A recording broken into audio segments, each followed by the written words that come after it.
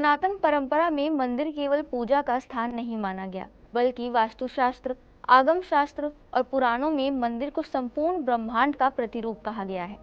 क्योंकि भारतीय दर्शन के अनुसार ये संपूर्ण सृष्टि एक निश्चित कॉस्मिक ऑर्डर पर चलती है, यानी दिशा, ऊर्जा, समय, ध्वनि और चेतना के संतुलन पर। और हमारे मंदिर इसी कॉस्मिक ऑर्डर के सिंबल्स के रूप में स्थापित किए गए हैं। अयोध्या के श्री राम मंदिर की संरचना भी उसी संतुलन को व्यक्त करती है।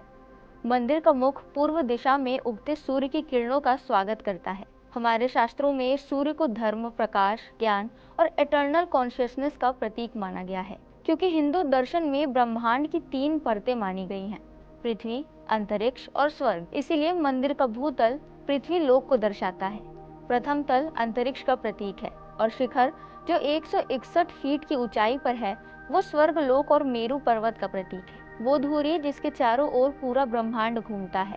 इसीलिए जब कोई श्रद्धालु इस मंदिर के भीतर प्रवेश करता है तो वो एक भवन में नहीं बल्कि ब्रह्मांड की यात्रा में प्रवेश करता है। तो चलिए अब समझते हैं कि मंदिर निर्माण से जुड़ी संख्याओं में छुपा ब्रह्मांड का धार्मिक सार, जिसे हमारे ऋषियों ने हजारों साल पहले समझ लिया था।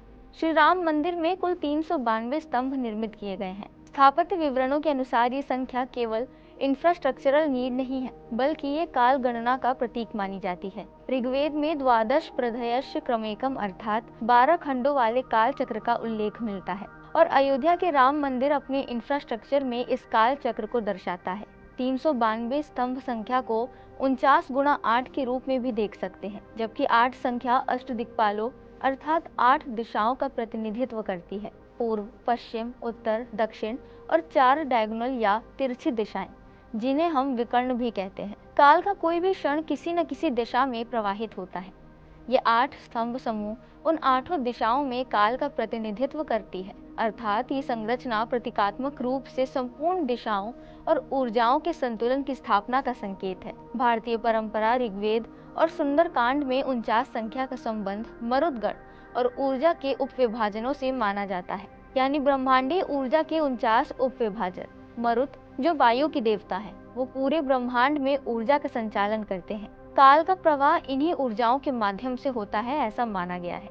इसका अर्थ है कि 8 दिशाओं में 49 ऊर्जा स्वरूपों के साथ काल का संपूर्ण विस्तार होना, काल को सभी दिशाओं में सभी ऊर्जाओं के साथ धारण करना। यह मंदिर काल गणना का प्रतीक इसीलिए है क्योंकि इसके 392 स्तंभ एक जैसे ब्रह्मांडीय फ्रेमवर्क का निर्माण करते हैं, जिसमें हर दिशा, हर ऊर्जा और हर क्षण शामिल है। मंदिर के पिलर्स को ध्यान से देखने पर पता चलता है कि श्री राम मंदिर के प्रत्येक स्तंभ पर 16 देव प्रतिमाएं अंकित की गई हैं। सनातन दर्शन में 16 अर्थात षोडश संख्या को पूर्णता का प्रतीक माना गया है।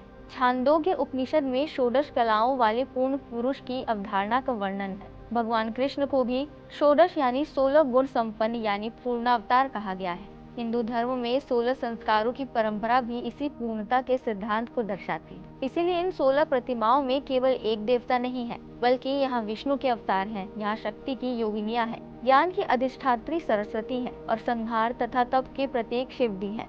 अर्थात प्रत्येक स्तंभ 16 प्रतिमाएं होना संपूर्ण सृष्टि के संचालन और संतुलन बनाए रखने के गुणों का प्रतीक है।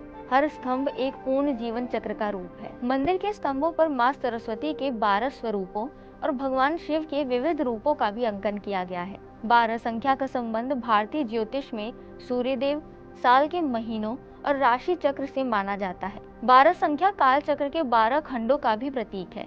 राम मंदिर में साल के 12 महीनों में ज्ञान का प्रवाह निरंतर रहे, यही सरस्वती के 12 स्वरूपों का संदेश है। मंदिर की लंबाई लगभग 380 फीट रखी गई है और इसकी ऊंचाई 161 फीट है, जो इसे विश्व का तीसरा सबसे बड़ा मंदिर बनाता है। मयतम, सम्रांगण सूत्रधार और अपराजित पृच्छा जैसे वास्तु ग्रंथों के अनुसार मंदिर का आकार ऐसा होना चाहिए जिसमें भार वितरण, दिशात्मक संतुलन, प्रकाश और ऊर्जा का प्रवाह हार्मोनियसली एग्जिस्ट करे। इसी कारण मंदिर की ऊंचाई ऐसे अनुपात में है जिससे भार वितरण समान रूप से हो।